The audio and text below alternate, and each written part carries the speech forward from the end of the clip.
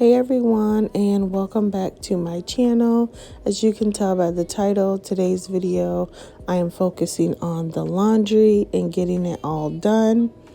I must say I am pretty proud of myself for going ahead and doing laundry now instead of waiting till it gets out of hand. Usually if I'm making this type of video, the laundry is completely out of hand, but I told myself I was gonna stop doing that and start getting to the laundry before it hits that level. So hopefully this will give you all some motivation to tackle a load or two of your own if needed. So yeah, I'm starting with the twins load. I'm using the Gain with essential oils. This is my favorite laundry detergent. It will have your whole house smelling so good. I don't know, the smell just carries through the house. So I'm going to be washing it on Eco Warm. I usually do that for clothes, just a high setting normal wash. Yeah, so I'm just going to go through, get all the loads, folding. That's my least favorite part, and just try to get as much done today as I can. I'm going to spend the day working on it. What I get done, I get done. What I don't. But I think I can get all this done because I have probably about 4, maybe 5 loads. So we'll see.